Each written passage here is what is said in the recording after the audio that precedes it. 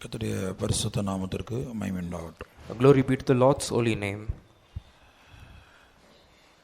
நாம் இந்த நாட்களில் பலிகள் என்கிறதான தலைப்பிலே பரிசுத்த ஆவியானுடைய உதவியோடு தேவனுடைய திருவசனங்களை தியானித்து வருகிறோம். In these days, we are meditating the Holy Scriptures on the topic sacrifices with the guidance of the Holy Spirit. 50ஆம் சங்கீதம் 5ஆம் வசனத்தை வாசிப்போம். Let us read Psalm chapter 50 verse 5.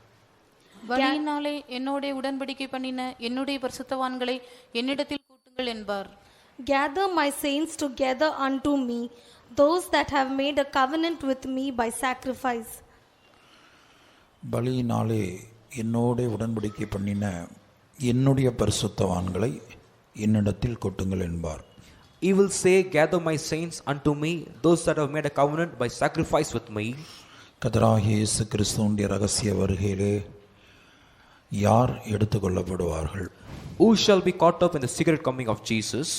கர்த்தராகிய இயேசு கிறிஸ்து யாரை பார்த்து என்னுடைய பரிசுத்தவான்கள் என்று உரிமை பாராட்டுகிறாரோ அவர்கள் மாத்திரமே எடுத்துக்கொள்ளப்படுவார்கள். Looking unto such whom the Lord Jesus Christ claims as saying, my saints, only such will be caught up at his secret coming. கர்த்தராகிய இயேசு கிறிஸ்துவின் ரகசிய வருகையில் எல்லா பரிசுத்தவான்களும் எடுத்துக்கொள்ளப்படுகிறதில்லை. Not all saints will be caught up in the secret coming of Jesus. என்னுடைய பரிசுத்தவான்கள் என்று அவர் யாரை அழைக்கிறாரோ அவர்கள் மாத்திரம் எடுத்துக்கொள்ளப்படுவார்கள். Only unto them whom he calls as my saints, only such will be caught up at his secret coming. என்னுடைய பரிசுத்தவான்கள் என்று இயேசு நம்மை பார்த்து அழைக்க வேண்டுமானால், if Jesus looking unto us, if he were to call us as my saints, நாம் நம்முடைய ஜீவியத்திலே பலியினால் தேவனோடு உடன்படிக்கை பண்ணினவர்களாக காணப்பட வேண்டும். we must be seen in our lives as having made covenant with the Lord by sacrifice. முதலாவதாக பலியின் சிந்தை பிதாவினிடத்தில் காணப்பட்டது. Firstly, the mind of sacrifice was seen with God the Father. அவர் தம்முடைய ஒரே பேரான குமாரனை ஒரு பலி பொருளாக இந்த பூமிக்கு அனுப்பினார். He sent his only begotten Son as an object of sacrifice into this earth. கர்த்தராகிய இயேசு கிறிஸ்து இந்த பூமியிலே ஒரு கிருபாதார பலியாக வந்தார். The Lord Jesus Christ came into this earth as a propitiation. பழைய ஏற்பாட்டு காலத்திலே பல்வேறு விதமான பலிகள் செலுத்தப்பட்டு வந்ததை நாம் பார்க்கிறோம். We can see in the Old Testament period many sacrifices being offered. ஒவ்வொரு பலியும் கர்த்தராகிய இயேசு கிறிஸ்துவுக்கு நல்லாட்டமாக காணப்படுகிறது. Each sacrifice is shadow unto the Lord Jesus Christ. கர்த்தருடைய பரிசுத்த நாமத்திற்கு மகிமை உண்டாகட்டும். Glory be to the Lord's holy name. நாம் இந்த நாட்களில் சமாதான பலியை குறித்து தியானித்து வருகிறோம். In these days we are meditating concerning the peace sacrifice. லேவியராகமம் 3ஆம் அதிகாரத்திலே சமாதான பலியை குறித்து முதல் 2 வசனங்களிலே நாம் பார்க்கிறோம். In Leviticus chapter 3 verses 1 and 2 we can see about the sacrifice of the peace offering. வாசிப்போம்.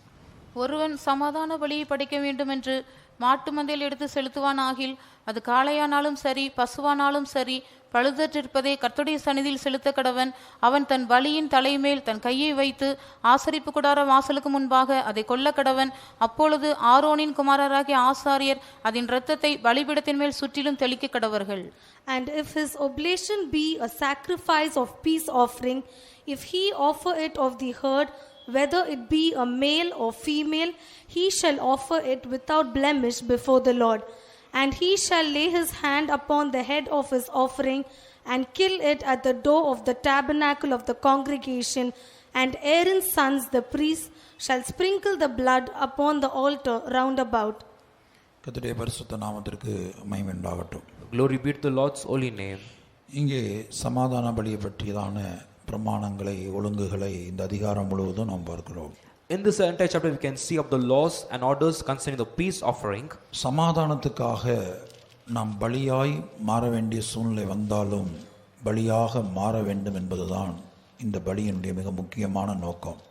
The most important purpose of the sacrifice is if a situation arises where we must become a sacrifice for the peace, even in that situation we must become a sacrifice. This is the main purpose of this offering. நம்முடைய கர்த்தராகிய இயேசு கிறிஸ்து நம் ஒவ்வொருவருக்கும் சமாதானத்தை கொடுப்பதற்காக அவர் பலியாய் மாறினார். Our Lord Jesus Christ, to give peace to each one of us, he became a sacrifice. நமக்கு சமாதானத்தை உண்டு பண்ணும் ஆக்கினை அவர் மேல் வந்தது என்று நாம் படிக்கிறோம். We read saying the chastisement of our peace came upon him. அவரே சமாதான காரணராகி என்று நாம் பார்க்கிறோம். We see that He is the reason of the peace of the God of peace. கர்த்தருடைய பரிசுத்த நாமத்திற்கு மகிமை உண்டாகட்டும். Glory be to the Lord's holy name. நாம் கர்த்தராகிய இயேசு கிறிஸ்துவின் ரகசிய வருகையிலே எடுத்துக்கொள்ளப்படுவதற்கு நாம் தேவ சமாதானத்தினால் நிரப்பப்பட்டிருக்க வேண்டியது அவசியமாயிருக்கிறது. If we must be caught up in the secret coming of the Lord Jesus Christ, it is very essential for us to be filled with the peace of God. 2 பேதுரு 3ஆம் அதிகாரம் 14ஆம் வசனத்தை வாசிக்கும்போது, When we read 2 Peter chapter 3 verse 14, ஆகையால் பிரியமானவர்களே, இவைகள் வர காத்திருக்கிற நீங்கள் கரையற்றவர்களும் பிழை இல்லாதவர்களுமாய் சமாதானத்தோடே அவர் சந்நிதியில் காணப்படும்படி ஜாக்கிரதையாயிருங்கள். Wherefore, beloved, seeing that ye look for such things, be diligent that ye may be found of him in peace, without spot and blameless. சமாதானத்தோடு அவருடைய சந்நிதியிலே காணப்படும்படிக்கு ஜாக்கிரதையாயிருங்கள். be diligent that ye may be found of him in peace. அது ஏன் ஜாக்கிரதையாயிருங்கள் என்று எழுதப்பட்டிருக்கிறது?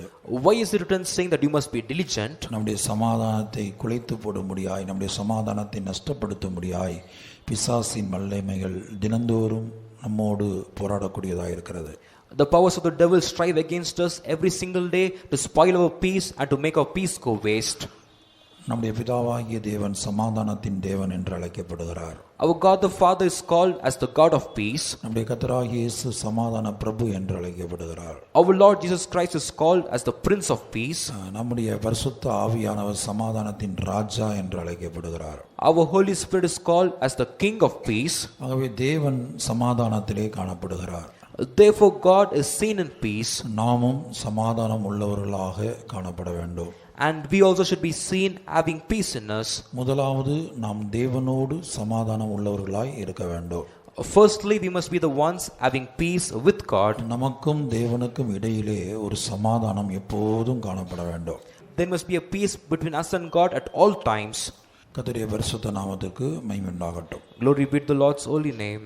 நாம் கடந்த நாட்களிலே நம்முடைய ஜீவியத்திலே கடந்து வரக்கூடிய அக்கிரமங்கள் தேவனுக்கும் நமக்கும் பிரிவினையை உண்டாக்குகிறது என்று பார்த்தோம். In the past days we saw the iniquities that come into our life. It causes separation or division between us and God. கர்த்தருடைய பரிசுத்த நாமத்திற்கு மகிமை உண்டாகட்டும். Glory be to the Lord's holy name. இப்ப தேவனிடத்திலே ஒவ்வொரு தேவனுடைய பிள்ளையும் சமாதானத்தை உடையவர்களாக, சமாதானத்தை காத்து கொண்டவர்களாக காணப்பட வேண்டும். Every child of God must have peace with God and they must preserve their peace with God. அக்கிரமம் தேவனையும் நம்மையும் பிரிக்கிறது என்று நாம் கடந்த நாட்களில் பார்த்தோம். நான் அதோடு நிறுத்துகிறேன். கடந்த வாரத்தோடு போதும். இன்னும் அடுத்த காரியத்துக்கு நாம் கடந்து போகலாம். In the past days we saw saying that iniquity separates us from God. With last week I stopped it and we'll go to the next matters. அக்கிரமம் என்று சொன்னால் வருடக்கணக்காக நாம் தியானித்துக் கொண்டே போகலாம். If we say iniquities, we can go on meditating for years together. நம்முடைய ஜீவியத்திலே எப்படி நாம் ஜீவிக்க வேண்டும் என்று வேதத்திலே பல கிரமங்கள் காணப்படுகிறது. In the scriptures many orders or disciplines are given as to how we must lead our life. அந்த கிரமங்களை நாம் மீறி ஜீவிக்கும் போது அது நம்முடைய வாழ்க்கையில் அக்கிரமமாய் மாறுகிறது.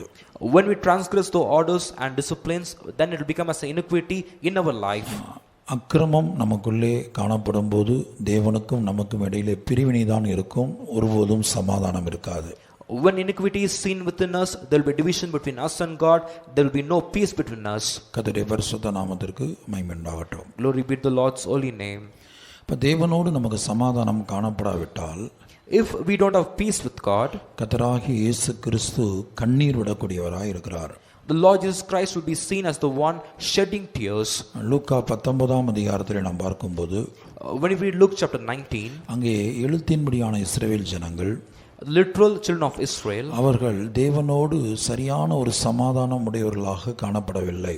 they were seen not having a proper peace with God. சமாதானத்தை பற்றிய வெளிப்படுத்தலை அவர்கள் இழந்தவர்களாக ஜீவித்துக் கொண்டிருந்தார்கள்.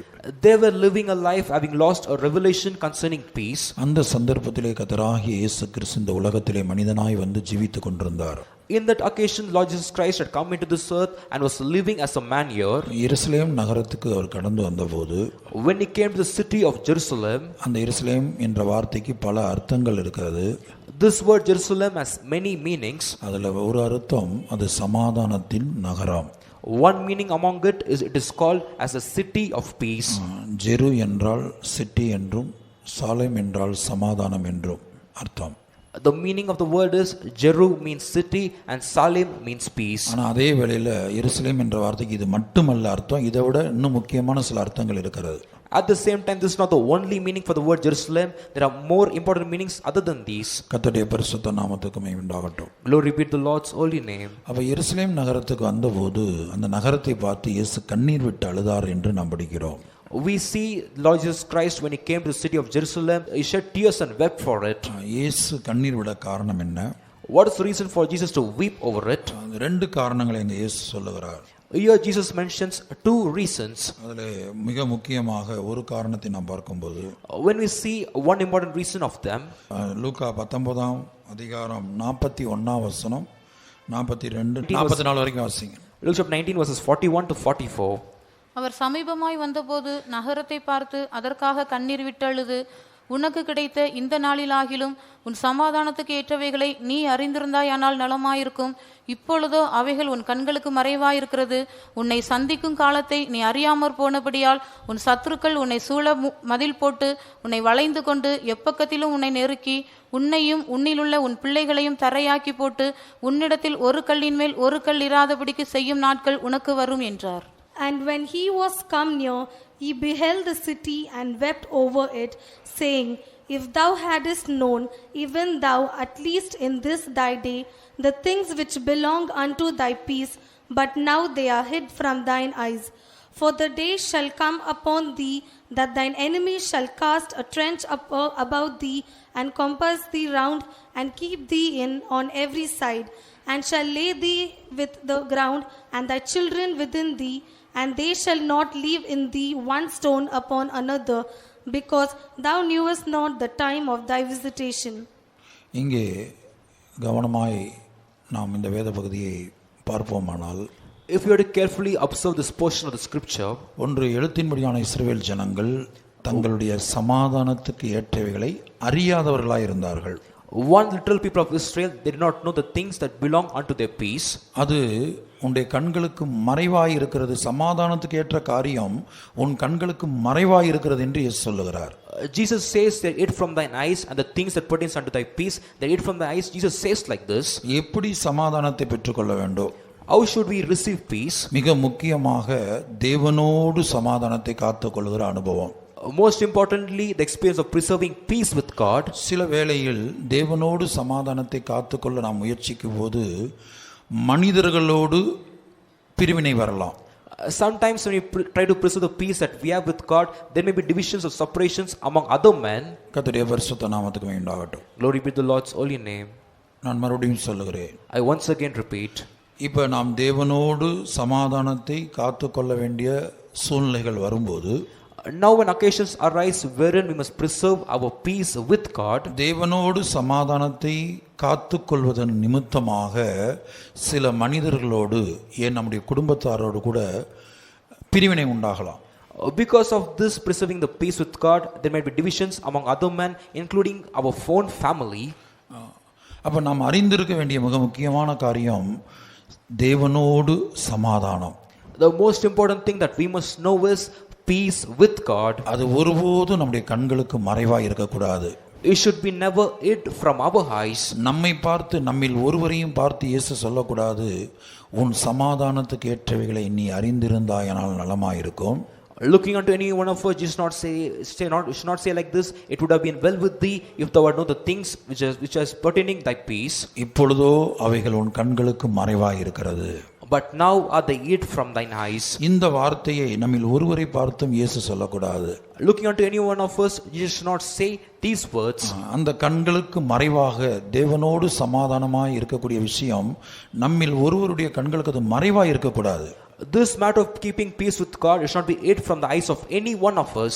அப்படி மறைவாய் இருக்குமானால் என் நிமித்தமாக, இப்போ எனக்கு அது மறைவாய் இருந்தால் என் நிமித்தமாக என் இயேசு எப்போதும் கண்ணீர் விடுகிறார்.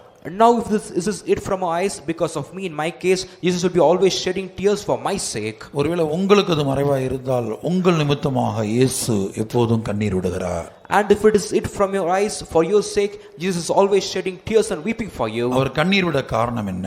What's the reason for him to weep? யாருடைய வாழ்க்கையில் சமாதானம் அவருடைய கண்களுக்கு மறைவாய் காணப்படுகிறதோ, in whose life their peace is hid from their eyes. நான் எம்பசைஸ் பண்ணுவது தேவனோடு உள்ள சமாதானம். What I'm emphasizing is the peace that we have with God. அது மறைவாய் இருக்கிறதோ, If being hidden, அவர்கள் மேல் தேவனுடைய தண்டனை வரும். upon such people the punishment of God will come. அப்படி தேவனால் தண்டிக்கப்படுவார்களே என்று எண்ணிதான் இயேசு கண்ணீர் விடுகிறார். Thinking, saying that they will be punished because of this, Jesus is shedding tears for them. அதைத்தான் நாம் கீழே உள்ள வசனங்களை இயேசு சொல்வதை பார்க்கிறோம். We saw what Jesus told in the following verses. 44ஆம் வசனத்தில் அவர் என்ன சொல்லுகிறார்? What does he say in verse 44?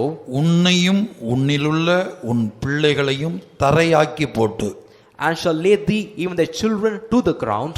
உன்னை மாத்திரமல்ல, not only you, ஒரு தேவனுடைய பிள்ளைக்கு, for a child of God, தேவனோடு உள்ள சமாதானம், the peace that they have with God, அதற்கேற்ற ரகசியங்கள், அதற்கேற்ற காரியங்கள், and the mysteries concerning it and the things concerning it, அவருடைய கண்களுக்கு மறைவாய் இருந்தால், if it be hid from their eyes, பாதிக்கப்படுவது அந்த குறிக்கப்பட்ட தேவனுடைய பிள்ளை மாத்திரமல்ல, the ones who are going to be affected is not only that particular child of God, தண்டிக்கப்படுவது அந்த குறிக்கப்பட்ட தேவனுடைய பிள்ளை மாத்திரமல்ல, and the one who is going to be punished is not only that particular child of God, அவருடைய பிள்ளைகளும் தண்டிக்கப்படுகிறார்கள். even the children also will be punished, அவர்கள் பிள்ளைகளும் பாதிக்கப்படுகிறார்கள். even the children also will be affected. அதைத்தான் இங்கே சொல்லுகிறார், உன்னையும் உன்னிலுள்ள உன் பிள்ளைகளையும். That is why he says, they shall lay thee and thy children and thy children also, தரையாக்கி போட்டு, and they shall lay thee to the ground, உன்னிடத்தில் ஒரு கல்லின் மேல் ஒரு கல் இராதபடி செய்யும் நாட்கள் உனக்கு வரும். and they shall leave thee, one shall not leave thee one stone upon the another, and this time shall come. கர்த்தருடைய பரிசுத்த நாமத்துக்கு உண்டாகட்டும். Glory be to the Lord's holy name. அதுக்கு மேலுள்ள வசனத்துல, in the verse above it, உன் சத்துருக்கள் உன்னை சூழ மதில் போடுவார்கள், and thy enemy shall cast a trench about thee, உன்னை வளைந்து கொள்வார்கள், and they shall compass thee round, எப்பக்கத்துல உன்னை நெருக்குவார்கள், and they shall keep thee on every side. எந்த பக்கம் திரும்பினாலும், வேலைக்கு போனா வேலையில பிரச்சனை, whichever side you turn to, when you go to work, there's a problem in your work, குடும்பத்துல தினந்தோறும் பிரச்சனை, and there's a problem in your family every day, அல்லது சபைக்கு வந்த சபையில சில காரியங்கள் பிரச்சனை, and when you come to church there's some problems in certain things in the church. அப்ப எப்பக்கத்துல உன்னை நெருக்குவார்கள், they shall keep thee on every side. ஆகவே தேவ சமாதானம் எவ்வளவு முக்கியம் என்று பாருங்கள். Therefore see how important is the peace of God. இங்கே எழுத்தின்படியான இஸ்ரவேல் ஜனங்களை பொறுத்த வரைக்கும் அவர்களுக்கு அந்த சமாதானம் மறைவாய் காணப்பட்டது. Here, as far as concerned literal people of Israel, this peace was hidden from their eyes. கர்த்தருடைய பரிசுத்த நாமத்துக்கு மகிமை உண்டாகட்டும். Glory be to the Lord's holy name. தேவனோடு நாம் சமாதானத்தை காத்துக் கொள்வதற்காக சில வேளையில நம்முடைய குடும்பத்தில் உள்ளவர்களோடோ இல்ல மற்ற விசுவாசிகளிடத்திலோ நாம் அல்லது உலக ஜனங்களிடத்திலோ ஒரு பிரிவினை நமக்கு வரலாம். Because of us having to preserve peace with God among our family and among the believers, among the worldly people, there may be occasions where there may be separations from among them. இதை இயேசு தன்னுடைய பிரசங்கத்திலே சொல்லும்போது, when Jesus tells us in his sermon, மத்தேயு 10ஆம் அதிகாரம் Matthew chapter 10 34ஆம் வசனம் verse 34, 34ல இருந்து 36 வரைக்கும், verses 34 to 36. பூமியின் மேல் சமாதானத்தை அனுப்ப வந்தேன் என்று எண்ணாதிருங்கள், சமாதானத்தை அல்ல பட்டயத்தை அனுப்ப வந்தேன். எப்படியெனில் மகனுக்கும் தகப்பனுக்கும் மகளுக்கும் தாய்க்கும் மருமகளுக்கும் மாமிக்கும் பிரிவினையுண்டாக்க வந்தேன். ஒரு மனுஷனுக்கு சத்துருக்கள் அவன் வீட்டாரே. Think not that I am come to send peace on earth. I came not to send peace but a sword. For I am come to set a man at variance against his father, and the daughter against her mother, and the daughter-in-law against her mother-in-law. And a man's foe shall be they of his own household.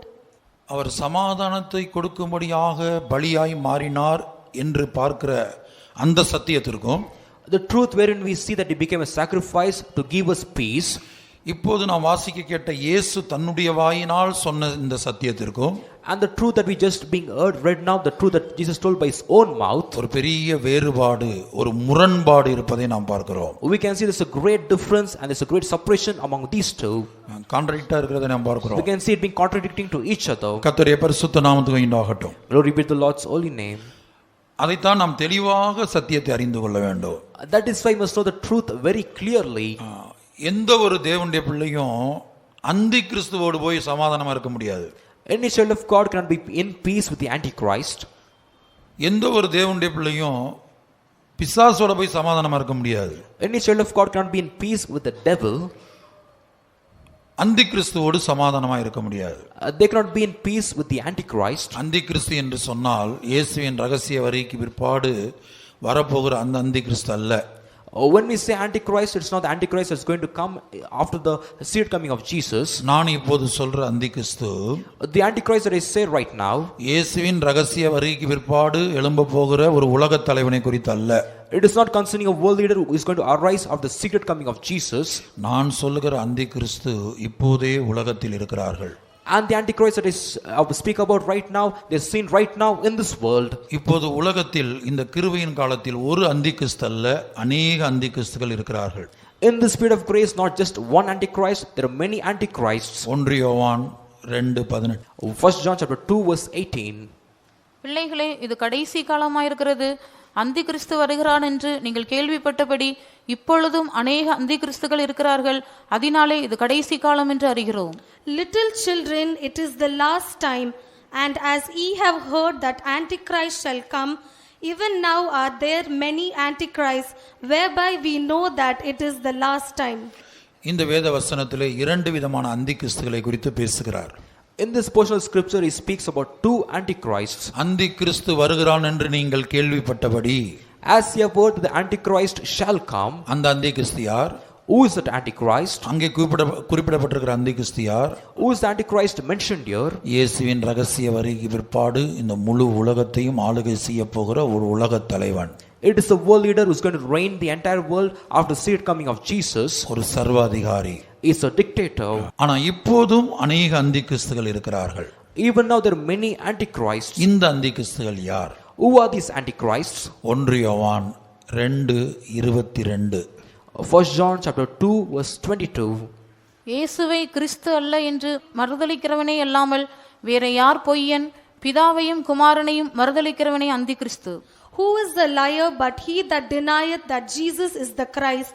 He is Antichrist that denieth the Father and the Son. பிதாவையும் குமாரனையும் மறுதலிக்கிறவனே அந்தி கிறிஸ்து. He that denieth the Father and the Son, he is the Antichrist. இப்ப நான் ஒரு ஊழியக்காரனா இருக்கிறேன். Now I am a servant of God. பிதாவின் சுபாவத்தை வெளிப்படுத்த வேண்டிய இடத்துல In the place where I must reveal the nature of the Father, நான் வெளிப்படுத்தவில்லை என்று வைத்துக் கொள்ளுங்க. take for example, if I don't reveal it, அப்ப நான் பிதாவை மறுதலிக்கிறேன். then I deny the Father. பிதாவை வெளிப்படுத்த வேண்டிய இடத்துல In the place where I must reveal the Father, நான் பிதாவை வெளிப்படுத்தாவிட்டால் if I don't reveal the Father, நான் தான் அந்தி கிறிஸ்து. then I am the Antichrist. இரண்டாவது, குமாரனுடைய சுபாவத்தை வெளிப்படுத்த வேண்டிய நேரத்தில் Secondly, in the place where I must reveal the nature of the Son, அப்படி நான் வெளிப்படுத்தாம if I don't reveal, என்னுடைய ஜென்ம சுபாவத்தை நான் வெளிப்படுத்தினால், if I reveal my natural characters, அப்ப நான் குமாரனை மறுதலிக்கிறேன். then I am denying the Son. ஆகவே நான் தான் அந்தி கிறிஸ்து. Therefore, I am the Antichrist. உதாரணமா மத்தேயு 5ஆம் அதிகாரம் For example, Matthew chapter 5, கடைசி வசனத்தில் என்ன படிக்கிறோம்? what do we read in the last verse? ஆகையால் பரலோகத்தில் இருக்கிற உங்கள் பிதா பூரண சர்க்குணரா இருக்கிறது போல நீங்களும் பூரண சர்க்குணரா இருக்க கடவீர்கள். Be ye therefore perfect, even as your Father which is in heaven is perfect. பரலோகத்தில் இருக்கிற பிதா பூரண சர்க்குணராய் இருக்கிறது போல, As the Father in heaven, as he is perfect, நீங்களும் பூரண சர்க்குணராய் இருக்க கடவுள் என்று யார் சொல்றா? இயேசு சொல்லுகிறார்.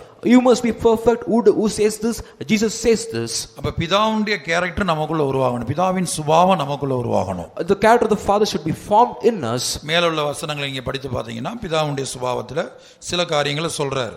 If you read the above verses, he speaks about few of the characters of the Father. கர்த்தருடைய பரிசுத்த நாமத்துக்கு உண்டாகட்டும். Glory be to the Lord's holy name. அடுத்து குமாரனுடைய சுபாவம். Nextly, characters of the Son. இன்னொரு விதத்துல நாம் பார்க்க போனால், If we see in a different side, இந்த குமாரன் யார்? who is the Son? தேவனுடைய வார்த்தை தான் குமாரன். The word of the God is the Son. சத்தியம் தான் குமாரன். The truth is the Son. நானே வழியும் சத்தியமும் ஜீவனுமாய் இருக்கிறேன். I am the way, the truth and the life. தேவனுடைய வார்த்தை தான் தேவன் என்று நாம் கடந்த நாட்களிலே பலமுறை பார்த்திருக்கோம். ஆதியிலே வார்த்தை இருந்தது. In the past days we saw in many times saying the word of God is God himself. In the beginning was the word. அந்த வார்த்தை தேவனிடத்தில் இருந்தது. And the word was with God. அந்த வார்த்தை தேவனாய் இருந்தது. And the word was God. அப்ப வேதத்தில் எழுதப்பட்ட தேவனுடைய வார்த்தையின்படி நாம் ஜீவிக்க வேண்டும். We must live according to the word of God written in the scriptures. அதை நாம் மறுதலிக்கும் போது நாம் அந்தி கிறிஸ்துவா மாறுகிறோம். When we deny it, then we become the Antichrist. பூதானமா ஒரு வேறுபாட்டின் ஜீவியம் செய்ய வேண்டும். For example, you must lead a life of separation. இதுதான் அது தேவனுடைய வார்த்தை நம்மிடத்தில் எதிர்பார்க்கிறார் ஆண்டவர். This is the word of God, and God expects this from us. அபிஷேகம் பண்ணப்பட்ட உடனே கொடுக்கப்பட்ட பிரமாணம் என்ன? What is the commandment given as soon as they will receive the anointing? அப்போஸ்தலர் 2ஆம் அதிகாரத்துல In Acts chapter 2, 40 verse 40. இன்னும் அநேக வார்த்தைகளாலும் சாட்சி கூறி மாறுபாடுள்ள இந்த சந்ததியை விட்டு விலகி உங்களை ரட்சித்துக் கொள்ளுங்கள் என்றும் புத்தி சொன்னான். And with many other words did he testify and exhort, saying, Save yourselves from this untoward generation. மாறுபாடான இந்த சந்ததியை விட்டு விலகி உங்களை ரட்சித்துக் கொள்ளுங்கள். Save yourselves from this untoward generation. இப்போ உங்க வேதத்தில் நாம் பார்க்கும்போது நம்முடைய குடும்பத்திலே ரட்சிக்கப்படாதவர்கள் பலர் இருக்கலாம். When we see in our own families, there may be people who are still unsaved. நம்முடைய உடன் பிறந்தவங்க ரட்சிக்கப்படாம இருக்கலாம். அப்படி ரட்சிக்கப்பட்டிருந்தாலும் இந்த சத்தியத்தில் வராம இருக்கலாம். Our siblings, they themselves might be unsaved, and even if they are saved, they may not be seen in this truth. அல்லது நம்முடைய பெற்றோர் ரட்சிக்கப்படாம இருக்கலாம். Or our parents, they may not be saved. அல்லது உங்களிடத்துல நெருங்கிய நண்பர்கள், ஸ்கூல்லையோ காலேஜில் படிக்கிறவங்க, வேலை பார்க்குற இடத்துல உள்ளவங்க, or your close friends in schools and colleges who study along with you and in your workplace. அப்ப அவர்களை விட்டு நாம் விலகி வேறு பிரிந்து ஜீவிக்க வேண்டும். We must live a life of separating ourselves from them. அதை நாம் ஏற்கனவே பார்த்துக்கிறோம். 2 கொரிந்தியர் 6ஆம் அதிகாரம் 14 இருந்து கடைசி வசனம் வரையிலும். In 2 Corinthians chapter 6 verse 14 till the last verse, we already saw this. அதுபோல சபையில சிலர் உபதேசத்துக்கு விரோதமாய் பேசிக்கொண்டு ஒழுங்கற்று நடப்பார்கள். Even in the church, some will be speaking against the doctrine, and they will be living disorderly. எத்தனையோ வருஷம் விசுவாசிகளா இருப்பார்கள். They will be believers for so many years. ரோமர் 16:17 In Romans chapter 16 verse 17, உபதேசத்துக்கு விரோதமாக பேசக்கூடியவர்கள். those who speak against the doctrine. கர்த்தருடைய பரிசுத்த நாமத்துக்கு உண்டாகட்டும். Glory be to the Lord's holy name. ஒரு குறிக்கப்பட்ட மதுரையில் ஒரு லோக்கல் ஃபெய்த் ஹோம்ல, In a particular local faith home in Madurai, ஒரு தாயும் தகப்பனும் தன்னுடைய பிள்ளையை குறித்து அது தங்களிடத்தில் அதிகமாய் பேசுவதில்லை.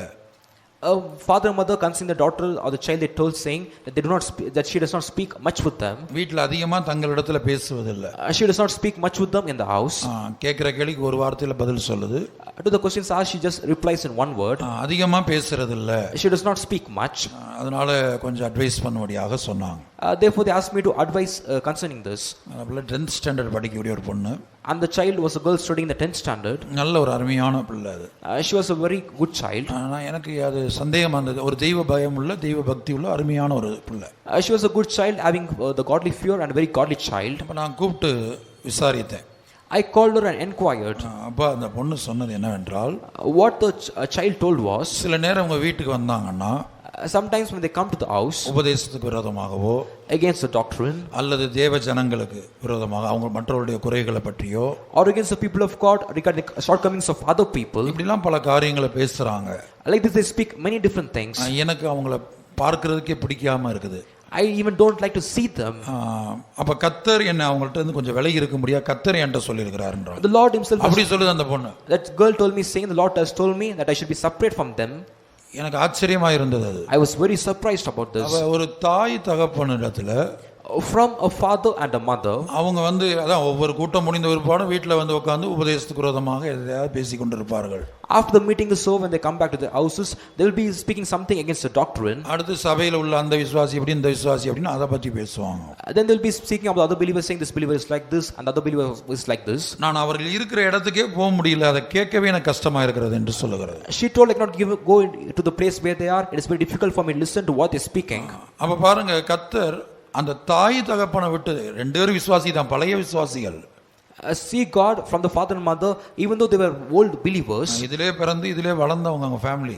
The family was born in this faith and brought up in this faith. அப்ப அந்த பொண்ணு ஒரு தாய் தகப்பனிடத்திலிருந்து விலகி ஜீவிக்க முடியாது. கர்த்தர் அந்த பொண்ணுக்கு, அந்த சிறு பொண்ணுக்கு, தான் 10th ஸ்டாண்டர்ட்னா பார்த்துக்கோங்க, அந்த 10th படிக்கக்கூடிய ஒரு பொண்ணுக்கு கர்த்தர் பேசி இருக்கிறார். To the little girl who was studying the 10th standard, the Lord has spoken to her saying that you must be separate from them. இப்ப பாருங்க, இப்ப இயேசு சொன்ன வசனத்துக்கு வாங்க. Now come to the verse which Jesus spoke. நான் சமாதானத்தை அனுப்ப வந்தேன், பூமியிலே சமாதானத்தை அல்ல பிரிவினை உண்டாக்க வந்தேன், பட்டயத்தை அனுப்ப வந்தேன். I came not into this earth to send peace upon it. I came into it to cause divisions and to put the sword in the earth. இந்த பட்டயம் என்ன? What is the sword? தேவனுடைய வார்த்தை தான் இந்த பட்டயம். The word of God is this sword. தேவனுடைய வார்த்தையின் நிமித்தமாக தகப்பனுக்கும் மகனுக்கும் Because of the word of God between the father and the son. தேவனுடைய வார்த்தை நிமித்தமாக மாமிக்கும் மருமகளுக்கும். Because of the word of God between the mother-in-law and the daughter-in-law. வேற ஏதாயிலும் பொருளை காணா போட்டாங்க, they lost something else, அல்லது உலக பிரகாரமான காரியங்களுக்காக, or for worldly matters. ஒரு மாமியும் மருமகளும் சண்டை போட்டு பேசாம இருந்தால் அது பாவம். If the daughter-in-law and the mother-in-law are quarreled over this matter and they're not speaking to each other, then it is a sin. இப்ப ஒரு தாய் சொல்றாங்க, மகன் எனக்கு தான் சொந்தம், எனக்கு தான் அதிக உரிமை இருக்குது. Now a mother says, the son belongs to me, I have more claim over him. இது ஏன் மகன், நான் பெற்றெடுத்து கஷ்டப்பட்டு வளர்த்த மகன். This is my son, I have given birth to him, I brought him up with great difficulty. மாமியார் விசுவாசி, The mother-in-law is the believer. மறுபக்கம் மருமகள் என்ன சொல்றாங்க? On the other side, what does the daughter-in-law say? இல்ல, எனக்கு தான் கணவன் மேல அதிகமான உரிமை இருக்குது. She says, I have more right over the husband. எனக்கு தான் அதிக சொந்தம். He belongs to me more. இப்படி இது நிமித்தமாக பிரச்சனை வருகிறது. Because of this, there's a quarrel. இப்படிப்பட்ட காரியங்களுக்காக பிரச்சனை வருகிறது. There are quarrels or fights over such matters. நான் வேதத்தின்படி பார்க்க போனால், If we see from the scriptures, வேதம் என்ன சொல்லுகிறது? what does the scripture say? பிதா, குமாரன், பரிசுத்த ஆவியான மூணு பேருமே இதை சொல்றாங்க. All the three, the Father, Son, and the Holy Spirit, all the three say this. ஆதியாகமத்துல பிதா சொல்லுகிறார்.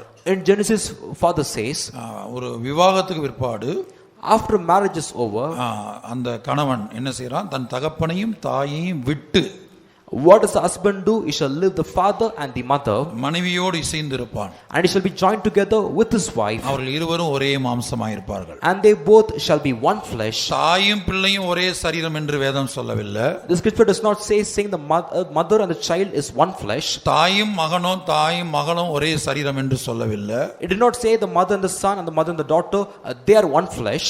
கணவனும் மனைவியும் ஒரே சரீரம். The husband and the wife, they are one body. இதை ஆதியாகமத்துல கர்த்தர் சொல்லுகிறார். In Genesis, the Lord says this. வாசிங்க அந்த வசனத்தை. ஆதியாகமம் 2:24. Genesis chapter 2 verse 24.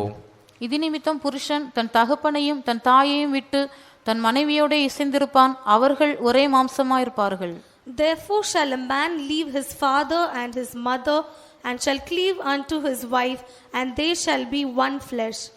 அடுத்து மத்தேயு 19 அதிகாரத்துல, Next in Matthew chapter 9. இயேசு சொல்லுகிறார், 5ஆம் வசனம். In verse 5, Jesus says, இது நிமித்தம் புருஷனானவன் தன் தகப்பனையும் தாயையும் விட்டு தன் மனைவியோட இசைந்திருப்பான், அவர்கள் இருவரும் ஒரே மாம்சமாயிருப்பார்கள் என்று அவர் சொன்னதையும் நீங்கள் வாசிக்கவில்லையா? And said, for this cause shall a man leave father and mother, and shall cleave to his wife, and they twain shall be one flesh. அப்ப இயேசு இதை எம்பசைஸ் பண்ணி சொல்வதை நாம் பார்க்கிறோம். we can see Jesus emphasizing this and telling this. அடுத்து மூன்றாவது ஆவியானவர் சொல்லுகிறார். Thirdly, the Holy Spirit says, எபேசியர் 5ஆம் அதிகாரம், Ephesians chapter 5 31. verse 31. இது நிமித்தம் மனுஷன் தன் தகப்பனையும் தன் தாயையும் விட்டு தன் மனைவியுடன் இசைந்து இருவரும் ஒரே மாம்சமாயிருப்பார்கள். இந்த ரகசியம் பெரியது, நான் கிறிஸ்துவை பற்றியும் சபையை பற்றியும் சொல்லுகிறேன். For this cause shall a man leave his father and mother, and shall be joined unto his wife, and they two shall be one flesh. This is a great mystery, but I speak concerning Christ and the church. இது ஒரு ரகசியம் என்று எழுதப்பட்டிருக்கிறது. It is written, this is a mystery. இது ஒரு பெரிய ரகசியம். This is a great mystery. இங்க மூன்று பேரும் ஒரே சத்தியத்தை வலியுறுத்துறாங்க, பிதா, குமாரன், பரிசுத்த ஆவியானவர். Now all the three emphasize the same truth, the Father, Son, and the Holy Spirit. ஆனா இன்றைக்கு விசுவாசிகள் மத்தியில் நீங்க கவனமா பாத்தீங்கன்னா இந்த முக்கியமான சத்தியத்தை பலரும் மறுதலிக்கிறாங்க. But if you carefully observe among the believers today, many deny this most important truth. இந்த மறுதலிக்கிறது தான் அந்தி கிறிஸ்துவின் சுவாபம். பிதாவை மறுதலிப்பது தான் Denying the Father, அந்தி கிறிஸ்து. he is the Antichrist. அப்ப இந்த சத்தியத்தை ஒருத்தன் மறுதலித்தால், If a man deny this truth, அவன் தான் அந்தி கிறிஸ்து. then he is the Antichrist. நம்முடைய மத்தியில அநேக அந்தி கிறிஸ்துகள் இருக்கிறாங்க. There are many Antichrists even among us. பல சந்தர்ப்பத்தில் என்னுடைய சுபாவம் அந்தி கிறிஸ்துவை போல வெளிப்பட்டிருக்கலாம். In many occasions, even my character must have been revealed as the character of the Antichrist. அதற்கு தான் நான் சொல்லுகிறேன், தினந்தோறும் நாம் கல்வாரி அண்டை கடந்து வர வேண்டும். That is why I say every day we must come unto Calvary. எந்தெந்த சந்தர்ப்பங்களிலெல்லாம் நாம் கர்த்தரை மறுதலித்தோம். In what all occasions did we deny the Lord? ஒருவேளை நாம் உபதேசத்தை மறுதலித்திருக்கலாம். It may happen that we have denied the truth. கர்த்தரை ரெண்டு விதத்துல நாம் மறுதலிக்கலாம்.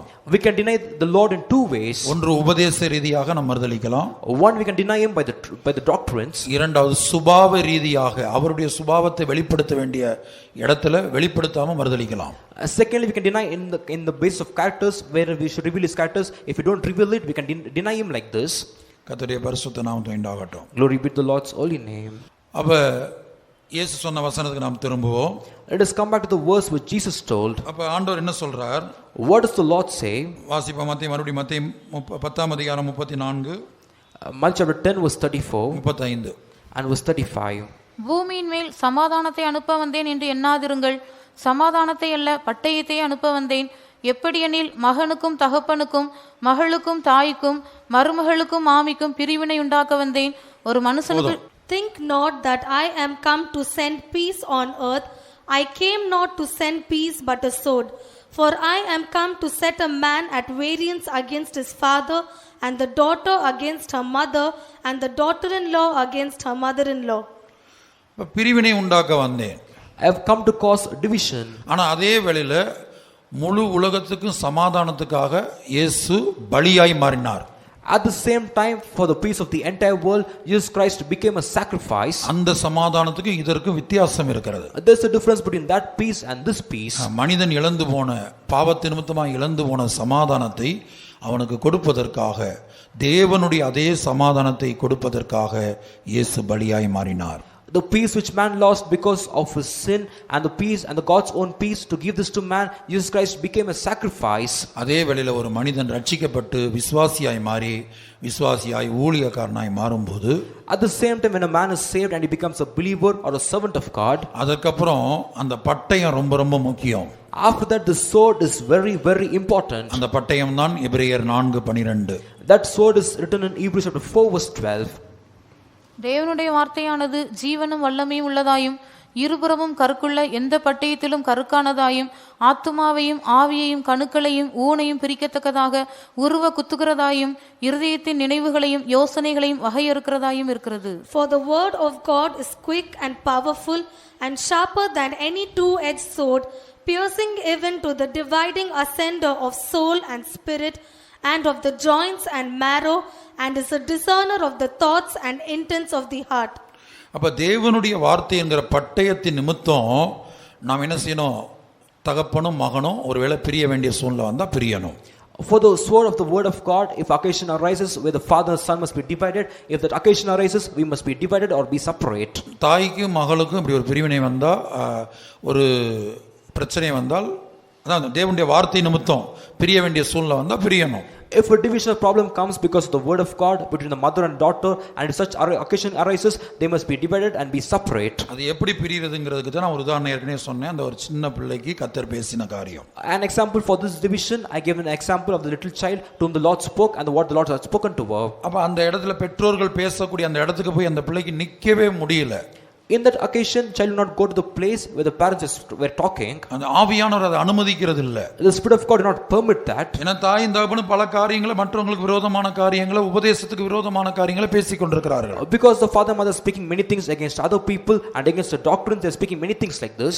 தாயும் தகப்பனும் பிள்ளையின் இடத்துல ஒரு என்ன சொல்றது, ஒரு நேச்சுரல் இயற்கையான ஒரு அன்பு, அதை பெத்த பிள்ளை மேல ஒரு பெற்றோர்களுடைய அன்பு தான் அவங்களுக்கு இருக்குது. The father and mother only has the natural love upon their child, and they have the same love upon the child. ஆனா இந்த பிள்ளைக்கு தாய் தகப்பன் மேல அப்படிப்பட்ட அன்பு இல்ல. But this child not have the same love upon the father and the mother. அப்ப இந்த பிள்ளைக்கு தேவ அன்பு தான் முக்கியம். தேவ அன்பின் நிமித்தம், தேவ அன்புக்கு மாறாக அல்லது தேவனுடைய வார்த்தைக்கு மாறாக தாயுடைய சுபாவம் தகப்பனுடைய சுபாவம் இருக்கும்போது அவர்களை விட்டு ஒரே வீட்டில் இருந்தாலும் விலகி ஜீவிக்கிறது. But for this child, the love of God was very important. When the character of the father and mother was contrary to the love of God and the word of God, even though she was in the same house, she was living separate from them. அப்ப சத்தியத்தின் நிமித்தமாக, தேவனுடைய வார்த்தை நிமித்தமாக சற்று விலகி ஜீவிப்பது.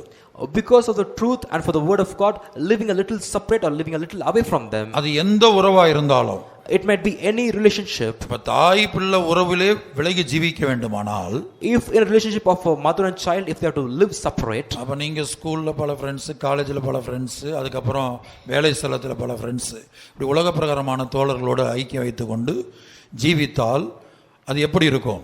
and your friends in schools and colleges and friends in the workplace, and if you're living living a life like this, having friends the worldly people, then how will it be? கர்த்தருடைய பரிசுத்த நாமத்திற்கு மகிமை உண்டாகட்டும். Glory be to the Lord's holy name. இப்போ வேதத்தில் நாம் பார்க்கும்போது And now when we see in the scripture, இப்போ நம்ம ஒரு ஆள்கிட்ட வந்து ஐக்கிய வைக்கிறோம். we have a fellowship with one person. ஒரு ராஜா, நான் ஏற்கனவே சொல்லியிருக்கிறேன் இந்த எக்ஸாம்ல, This example I already given before about a king. அந்த எக்ஸாம்பிள் பலமுறை நம்ம பார்த்துருக்கிறோம்.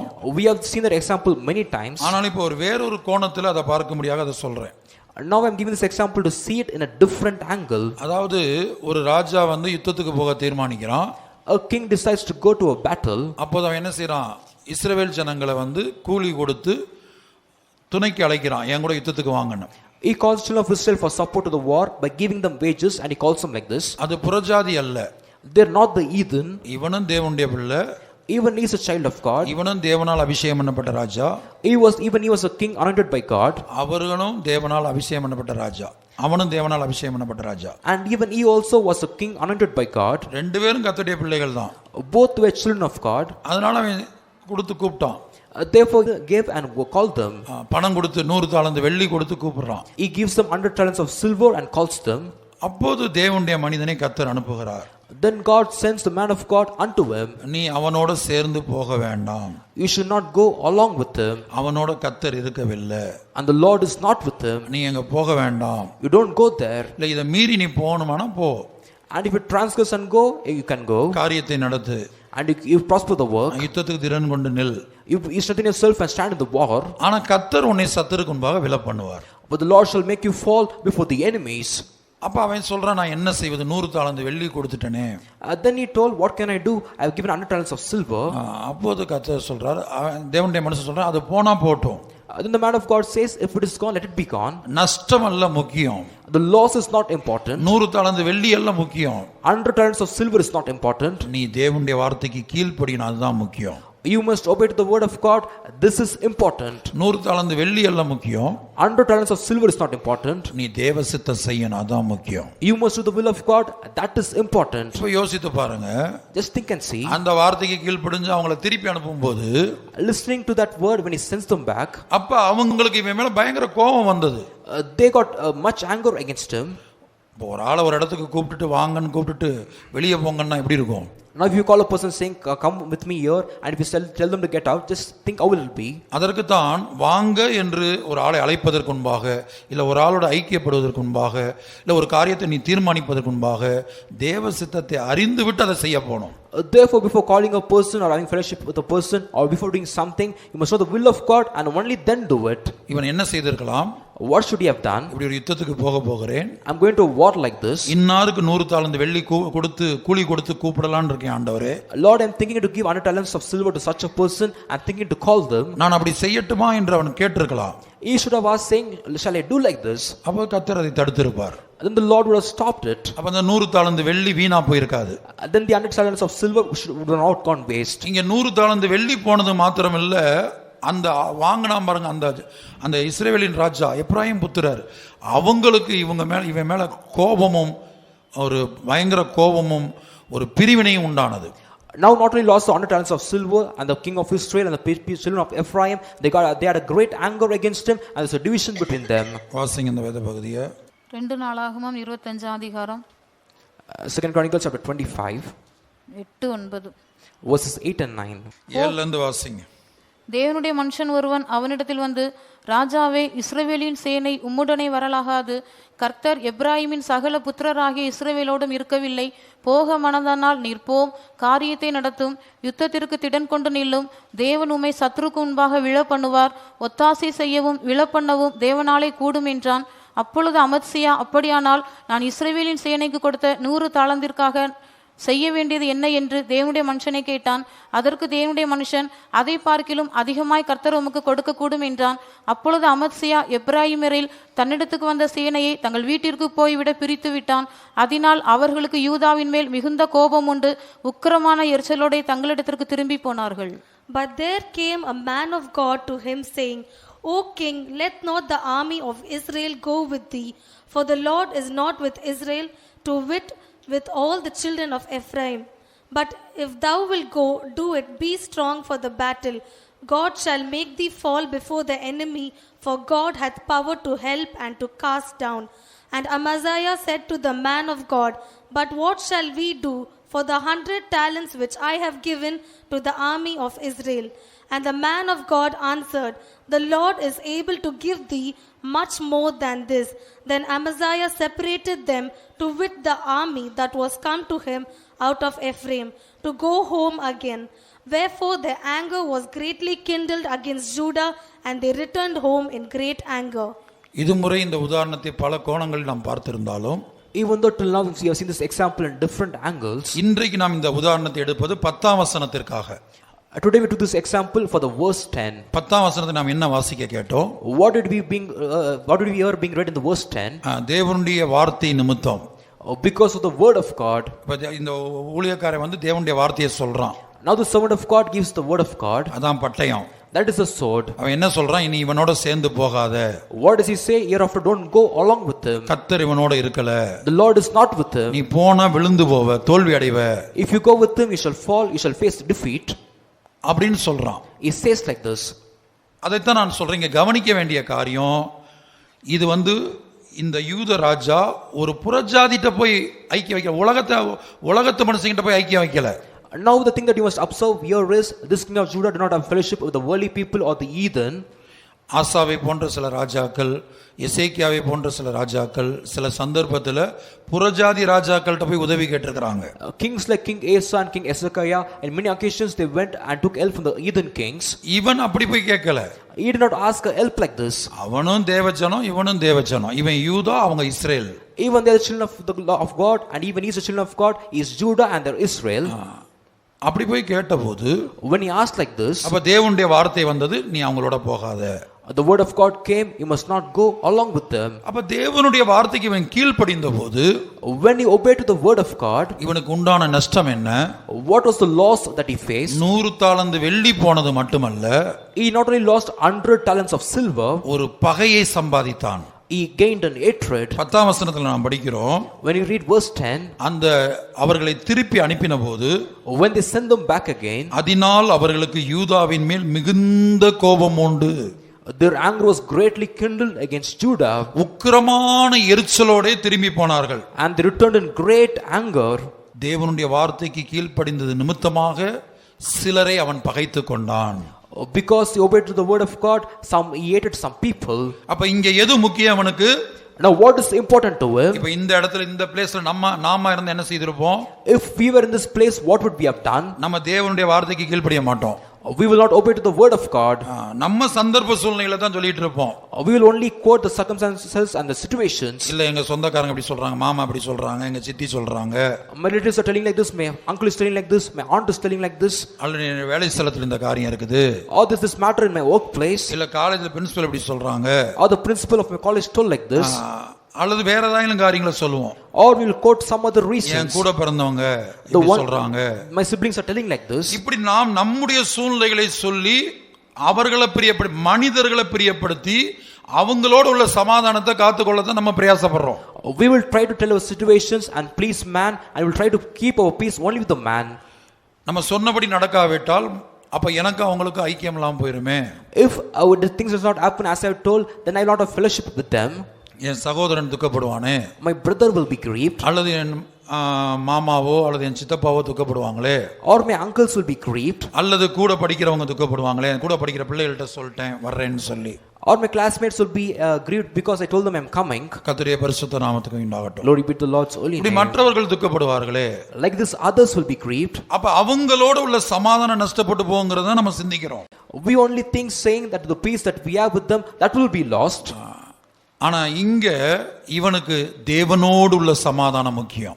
but here for him his peace with God was important. இவனுக்கு முன்னாடி இப்ப ரெண்டு ஆப்ஷன் இருக்குது. now before him there are two options. ஒன்று இந்த பட்டயமாகிய தேவனுடைய வார்த்தைக்கு கீழ்ப்படிந்து, one, him obeying to this word, the word of God, தேவனோடு உள்ள சமாதானத்தை காத்துக்கொள்ளலாம். he can keep the peace that he has with God. அப்ப தேவனோடு சமாதானத்தை காத்துக்கொள்ளும் ஒரு நஷ்டம் வருது. When he keeps the peace that he has with God, he is facing losses. ஒரு நஷ்டம் இல்ல, ரெண்டு நஷ்டம். Not just one loss, he has two losses. ஒன்று 100 தாலந்து வெள்ளி, 100 talents of silver. அது பெரிய மதிப்புள்ளது. It is of a great value. ஏன்னா ஒரு ராஜா சொல்றான், ஐயோ 100 தாலந்து வெள்ளி கொடுத்துட்டேனேன்னு சொன்னா, அப்ப அதோட ஒரு ராஜா அப்படி புலம்பினால் அதோட வேல்யூ என்னன்னு பாத்துக்கோங்க. Now if a king says I've lost 100 talents of silver, and if a king is lamenting like this, then imagine what the value of it will be. அப்ப 100 தாலந்து வெள்ளி போனது மாத்திரமல்ல, Not just 100 talents of silver was lost. மறுபக்கத்துல சம்பந்தம் இல்லாம ஒரு பெரிய அந்த தேவ ஜனங்கள் தான், அவங்களும் தேவ ஜனங்கள் தான். அந்த ஜனங்கள் இவன் மேல மிகுந்த கோபம் உண்டு, உக்கிரமான எரிச்சல் அடைந்தார்கள். For no reason at all, even though they were the people of God, their anger was greatly kindled against him, and they were having a great anger against him. ஒருவேளை அவன் திரும்பி போய் பேச போயிருந்தா அவங்க பேசியிருக்கவே மாட்டாங்க.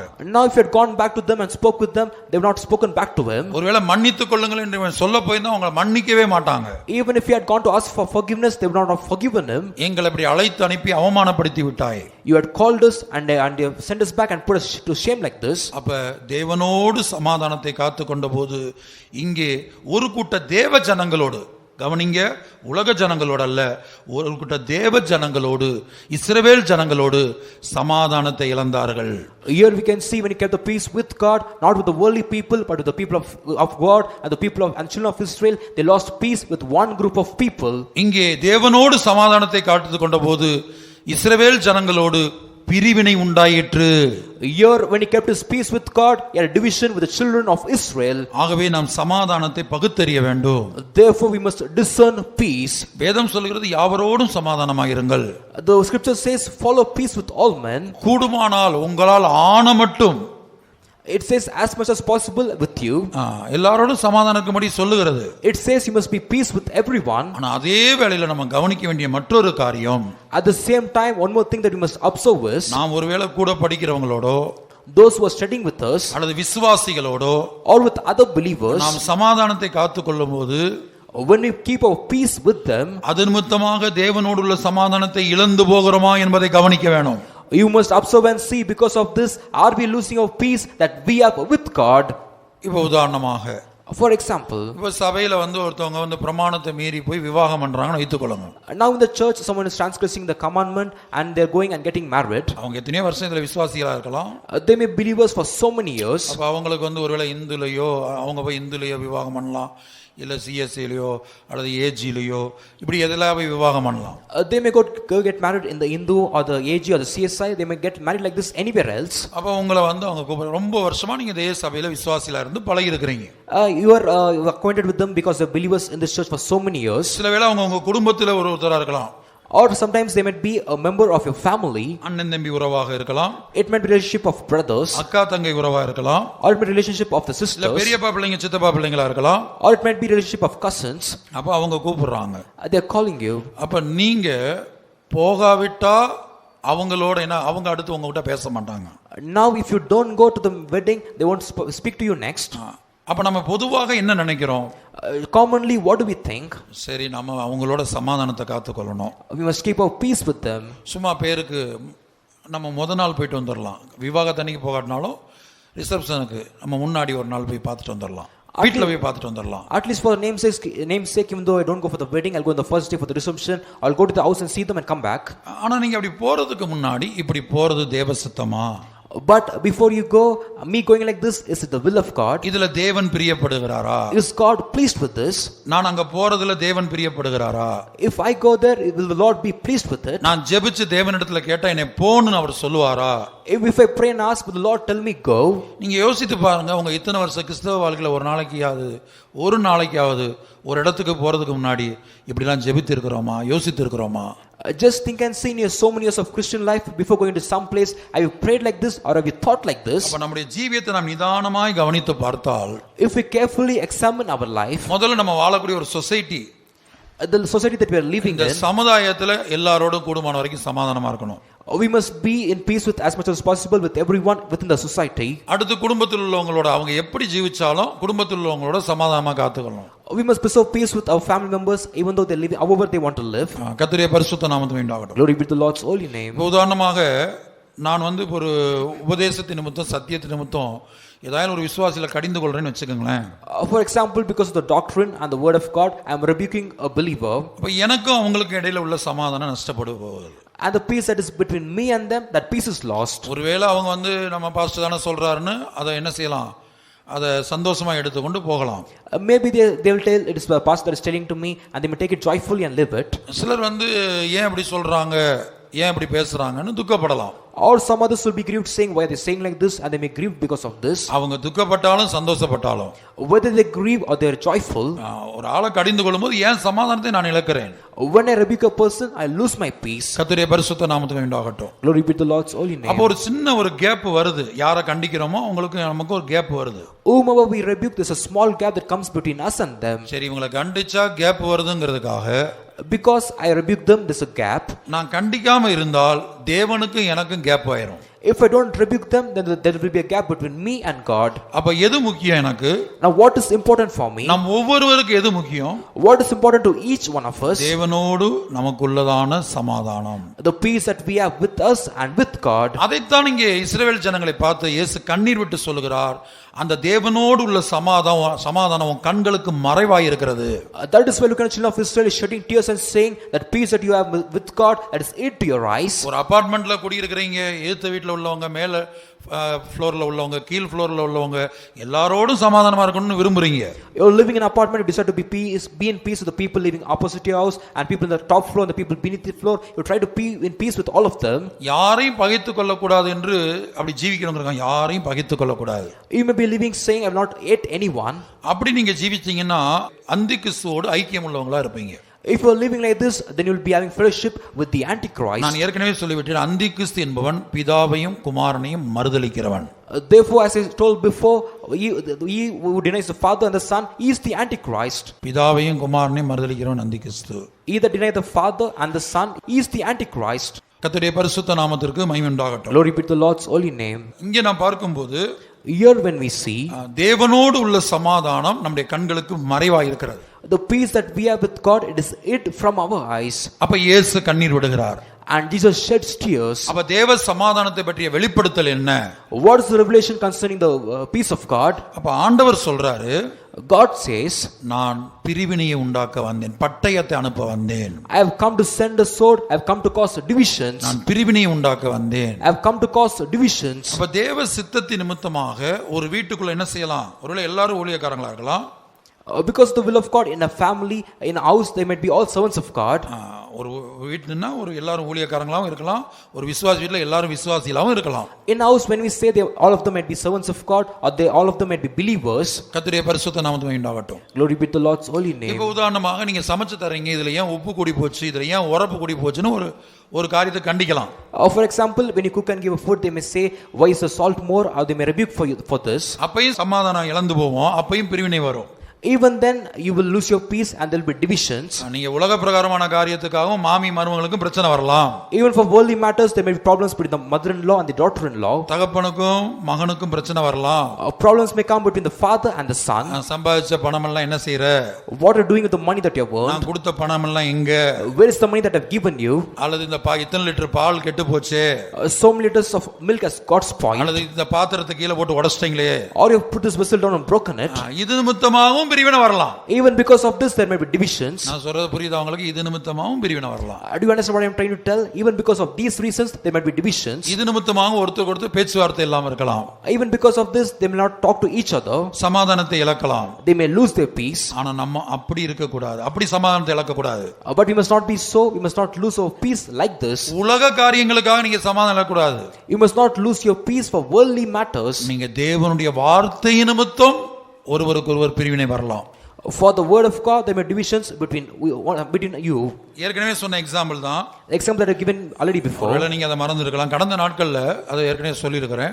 I have told this in the past days. ஆசா என்கிற ராஜா, King Asa, அவனுடைய தாயாகிய மாகாளை, his mother Maacah, அவளை ராஜாத்தியாய் இராதபடிக்கு விலக்கி போட்டான் என்று படிக்கிறோம். we read saying that removed her from being the queen. அப்ப தன்னை பெற்றெடுத்த தாய் தான். She was the mother who gave birth to him. எவ்வளவு கஷ்டப்பட்டு வளர்த்திருப்பாங்க அந்த தாய். With what difficulty the mother might have brought him up. இப்ப ஏன் அவன் தாயை விலக்கி போட்டாரா, அரண்மனையை விட்டு துரத்துறான்? Now why is he casting out his mother from the palace? அந்த ராஜாத்தி என்கிற ஸ்தானத்தை விட்டு எதுக்காக ஒதுக்குறான், தள்ளி புறக்கணிக்கிறான்? Why is he casting her away from the position of the queen? தாய் ஒரு விக்கிரகாராதனக்காரியா மாறி போனாள். Because his mother became an idolater. ஆகவே அவன் என்ன செய்றான், இனி நம்ம ரெண்டு பேரும் ஒரே வீட்டில் இருக்க முடியாது. Therefore he says, hereafter both of us can't be in the same house. கர்த்தருடைய பரிசுத்த நாமத்துக்கு உண்டாகட்டும். Glory be to the Lord's holy name. 2 நாளாகமம் 15:16 Second Chronicles chapter 15 verse 16. தோப்பிலே அருவருப்பான விக்கிரகத்தை உண்டு பண்ணின ராஜாவாகிய ஆசாவின் தாயான மாகாளையும் ராஜாத்தியாய் இராதபடிக்கு ஆசா விலக்கி போட்டு அவளுடைய விக்கிரகத்தையும் நிர்மூலமாக்கி தகர்த்து கீதரோன் ஆற்றண்டையிலே சுட்டெரித்து போட்டாள்.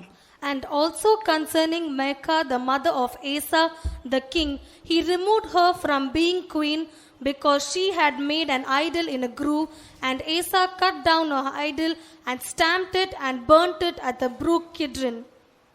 கர்த்தருடைய பரிசுத்த நாமத்துக்கு உண்டாகட்டும். Glory be to the Lord's holy name. இப்போ ஒரு பழைய ஏற்பாட்டில் ஜீவித்த ஒரு ஆசா ஒரு ராஜாவா இருந்தாலும் தன்னுடைய சொந்த தாயிடை வேறு பிரிந்ததை நாம் பார்க்கிறோம். This Asa was a king in the Old Testament period. Even in the time we can see he is living separated from his mother. எது நிமித்தமாக? What is the reason? பட்டயத்தின் நிமித்தமாக. Because of the sword. தேவனுடைய வார்த்தை நிமித்தமாக. Because of the word of God. தேவனுடைய வார்த்தை ஆண்டவர் என்ன பிரமாணம் கொடுத்தார், வானத்துக்கு கீழே பூமிக்கு மேலே உங்களுக்கு யாதொரு சொரூபத்தையும் உண்டாக்க கூடாது, அதை நமஸ்கரிக்க கூடாது. What the commandments the Lord gave, saying you should not have any image above below the heaven and above the earth, and you should not worship any of it. கர்த்தருடைய பரிசுத்த நாமத்துக்கு உண்டாகட்டும். Glory be to the Lord's holy name. இதுபோல நம்முடைய ஜீவியத்தை நாம் நிதானித்து பார்ப்போம். Even so, let us examine and see our life. தேவனோடு உள்ள சமாதானத்துக்கு நாம் முக்கியத்துவம் கொடுப்போமானால், if we were to give importance to the peace that we have with God, ஒருவேளை எத்தனையோ வருஷம் சிலரோடு நமக்கு ஒரு ஃப்ரெண்ட்ஷிப் இருக்கும், ஒரு நெருங்கிய ஐக்கியம் இருக்கலாம்.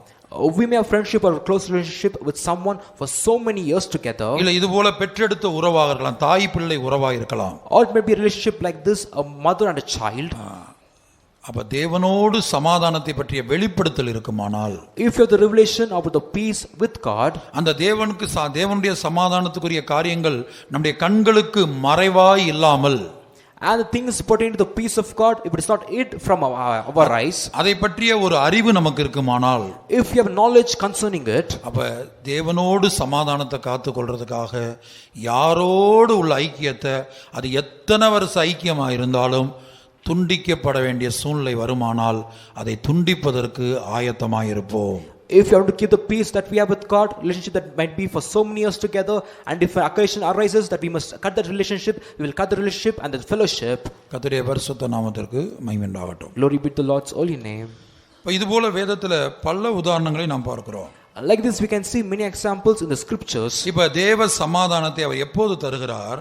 When does he give the peace of God? என் கற்பனைகளை கவனித்தாயானால் நலமாயிருக்கும். It would have been good if you had paid heed to my commandments. என் கற்பனைகளை நீ கவனித்தாயானால் நலமாயிருக்கும். If you had paid heed to my commandments, it would have been good. அப்போது சமாதானம் ஒரு நதியை போல உனக்குள்ள இருக்குன்றார். He says that peace shall be seen as a river in you. நான் 3 முக்கியமான வசனங்களை சொல்லுகிறேன். I will give you 3 important verses. ஏசாயா தீர்க்கதரிசன புத்தகம் 26ஆம் அதிகாரம் 3ஆம் வசனம். Isaiah chapter 26 verse 3. உம்மை உறுதியாய் பற்றி கொண்ட மனதையுடையவன் உம்மையே நம்பியிருக்கிறபடியால் நீர் அவனை பூரண சமாதானத்துடன் காத்துக்கொள்வீர். Thou wilt keep him in perfect peace, whose mind is stayed on thee, because he trusteth in thee. இங்க முதல் காரியம், first thing here, தேவனோடு உள்ள, இது இப்ப நான் சொல்ற இந்த 3 காரியங்களும் தேவனோடு உள்ள சமாதானம். the 3 things that I'm going to mention right now, it is connected with the peace with God. இங்கே 2 காரியம் சொல்லப்பட்டிருக்கிறது. Here 2 things are mentioned. ஒன்று, உம்மை பற்றி கொண்டிருக்கிற மனதை உடையவன் அல்ல. It is not the saying a mind who stayed on thee. உம்மை உறுதியாய் பற்றி கொண்ட மனதை உடையவன். A man who is firmly stayed on thee. அப்ப தேவனை நம்ம உறுதியா பற்றி மனதுல உறுதியாய் பற்றி பிடிக்க வேண்டும். We must firmly cleave unto God, in our mind we must firmly cleave unto God. சிலர் பாருங்க சரீரத்துல அவங்க சொல்லுவாங்க, வார்த்தைகள்ல சொல்லுவாங்க. Some will say in the body and in the words. ஒரு எக்ஸாம்பிளுக்கு நான் சொல்றேன். I'll give an example. இயேசு கிறிஸ்து பேதுருவை பார்த்து சொல்றார். Jesus Christ looking unto Peter says this, 2 தரம் சேவல் கூவுறதுக்கு முன்பாக before the cock crows twice, 3 தரம் நீ என்னை மறுதலிப்பாய்ன்னு சொல்றார். he tells, you shall deny me thrice. அப்ப அதுக்கு பேதுரு சொல்றது யாரு? இயேசு கிறிஸ்து. The one who told was Jesus. உடனே பேதுரு தன்னை தாழ்த்தி இருக்கணும். Immediately Peter should have humbled himself. ஆண்டவரே, அப்படி ஒரு சூழ்நிலை என் வாழ்க்கையில வராத அளவுக்கு என்னை காத்துக்கொள்ளும் ஆண்டவரே. Lord, keep me in such an occasion should not come in my life. என்னை கைவிட்டு விடாதீங்க ஆண்டவரே. Lord, don't forsake me. நான் ஒருபோதும் உம்மை மறுதலித்து விடக்கூடாது. Lord, I should never deny you. அப்ப பேதுரு ஒரு அந்தி கிறிஸ்துவா மாறிட்டானா? Now Peter has become an antichrist. பிதாவையும் குமாரனையும் மறுதலிக்கிறவன் அந்தி கிறிஸ்து. He that denieth the Father and the Son is the antichrist. இயேசு சொல்லுகிறார் பேதுருவை பார்த்து, 2 தரம் சேவல் கூறுவதற்கு முன்பாக நீ 3 தரம் என்னை மறுதலிப்பாய். Jesus told to Peter saying, before the cock crows twice, you shall deny me thrice. அப்ப பேதுருடைய துவக்கத்துல அவன் ஒரு அப்போஸ்தலனா இருந்தாலும் சுபாவத்துல அந்தி கிறிஸ்துவா இருந்தான். In the beginning of Peter's life, even though he was an apostle, he had the character of the antichrist. ஆனா பின்னாட்கள்ல அவன் கிறிஸ்துவை போல மாறினான். But in the latter days, he became like Christ. அபிஷேகம் பண்ணப்பட்ட பிற்பாடு After being anointed, அவன் கிறிஸ்துவை போல மாறினான். he became like Christ. இயேசுவுக்காக மரிக்க ஆயத்தமா இருந்தான். He was ready to die for Jesus. இயேசுவுக்காக சிலுவையில் அறையப்பட்டு இரத்த சாட்சியாய் மரித்தான். He died as a martyr, being crucified for Jesus on the cross. ஆனா துவக்கத்துல பாருங்க, But see in the beginning, அப்ப இயேசு சொன்னபோது when Jesus told, இவன் என்ன சொல்றான்? what did he say? யார் ஓடி போனாலும் சரி, Whoever may flee away, நான் மரிக்க வேண்டியதே வந்தாலும் சரி, even if I will have to die, நான் ஓடி போக மாட்டேன். I will never run away. அப்ப வார்த்தையில் அப்படி சொல்றான். He says like this in the words. தன்னை குறித்து அப்படிதான் நினைச்சுக்கிட்டு இருக்கிறான். He was thinking about him like this only. ஆனா நடந்தது என்ன? But what happened? ஒரு ஸ்திரீக்கு முன்பாக அவனால் நிற்க முடியவில்லை. He could not stand before a woman. அவரை தெரியவே தெரியாதுன்னு சொல்லிட்டான். இயேசுவை நான் அறியேன். He told, I do not know him, I do not know Jesus. அவரை சபித்தான் என்று படிக்கிறோம். We read saying that he cursed him. அவர் யாரென்றே தெரியாது என்று சத்தியம் பண்ணினான் என்று படிக்கிறோம். And we also read saying that he swear saying that he did not know who he is. அப்ப மனதுல இயேசுவை உறுதியா அவன் பற்றி கொள்ளல. Therefore in his mind did not firmly cling unto Jesus. நான் சொல்லுவது துவக்க காலத்தில் உள்ள பேதுரு. What I'm telling is the Peter was in the beginning days. பேதுருடைய ஆரம்ப காலம். The beginning days of Peter. அவனுடைய மனதுல உறுதியா இயேசுவை பற்றி பிடித்துக் கொள்ளல. In his mind not firmly cling unto Jesus. அவன் மறுதலித்து விட்டான். He denied him. ஆனா அதே வேளை பின்னாட்கள்ல At the same time in his latter days, ஒரு மனிதனுடைய துவக்கத்தை பார்க்கலாம் முடிவு சம்பூர்ணமாக இருக்க வேண்டும். more than the beginning of a man, the ending of him should be perfect thereof. நம்முடைய ஜீவியத்தின் ஆரம்பம் அற்பமாக இருக்கலாம். His beginning of his life might be despised, நம்முடைய முடிவு மகிமையா இருக்க வேண்டும். but his ending should be glorious. நாம் ஆரம்ப நாட்கள்லயோ அல்லது நம்ம ஆவிக்குரிய வாழ்க்கையை வாழ ஆரம்பித்து ஒரு 10 வருஷம் கழிச்சு 15 வருஷம் கழிச்சு இல்ல 20 வருஷத்துலயோ நம்ம இயேசுவை மறுதலிக்கலாம். In the beginning of our spiritual life, or it may be 5 years, 10 years, or 15 or 20 years after spiritual life, we may deny Jesus. ஏன் எத்தனையோ வருஷ கிறிஸ்தவ வாழ்க்கை வாழ்ந்து கொண்டிருக்க நீங்களும் நானும் இன்றைக்கு இயேசுவை மறுதலிக்கக்கூடிய ஒரு அந்தி கிறிஸ்தவ போல இருக்கலாம். You and me living this Christian life for so many years, today we may be seen as an antichrist who is denying Jesus. ஆனால் ஒருபோதும் நாம் மரிக்கும் போது இதே நிலவரத்தில் இருக்க கூடாது. But no matter what happens, when we die, we must not be seen in this state. நம்மில் ஒருவரும் மரிக்கிற நேரத்தில் இந்த ஜீவன் இந்த சரீரத்தை விட்டு போகும்போது நாம் இயேசுவை மறுதலிக்கக்கூடியவர்களாக ஒரு அந்தி கிறிஸ்துவை போன்றவர்களாக இருக்கக்கூடாது. Each of us, when we die, when the life leaves this body, we must not be seen as antichrist. We must not be seen as one who denies Jesus. இல்ல இயேசு வரும்போது நம்ம மரிக்கல, இயேசு வர்றாரு. We not die, but Jesus is coming. இயேசு நம்ம வர்ற வரைக்கும் உயிரோட இருக்கணும்னு வெச்சுக்கங்களேன். நீங்க யாராவது If any of you is alive till Jesus comes, அப்ப இயேசு வர்றபோது நீ ஒரு அந்தி கிறிஸ்துவ போல அவரை மறுதலிக்கிறவனா இருக்க கூடாது. when Jesus comes, you must not be seen as an antichrist. You must not be seen as the one who denies him. இன்றைக்கு நீயும் நானும் ஒரு அந்தி கிறிஸ்துவ போல இருக்கலாம் சுபாவத்துல. Now today you and me by character we might be seen as an antichrist. எத்தனையோ சத்தியங்களை கைக்கொண்டு ஜீவிக்க முடியாமல் மறுதலிக்கிற நிலவரத்துல நீயும் நானும் காணப்படலாம். You and me might be seen as in a life saying we cannot hold on to some truths, and we might be living denying those truths. ஏன்னா இரண்டு விதங்கள் அந்தி கிறிஸ்து. Antichrist in two ways. ஒன்று சுபாவத்துல நாம் தேவனை மறுதலித்தால் அந்தி கிறிஸ்து.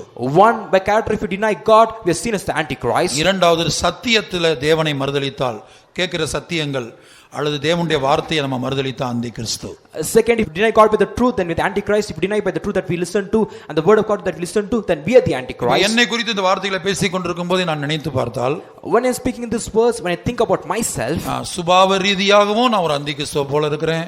தேவனுடைய வார்த்தைகளை பல சத்தியங்களை ஜீவியத்துல கை கொள்ள முடியாம மறுதலித்து அந்தி கிறிஸ்துவாக இருக்கிறேன். In the basis of character, I'm seen as Antichrist, and the basis of the word of God, because I'm not able to keep many doctrinal truths in my life, and I'm denying it, I'm seen as Antichrist in both these ways. ஆனாலும் ஒரு விசுவாசம் இருக்கிறது.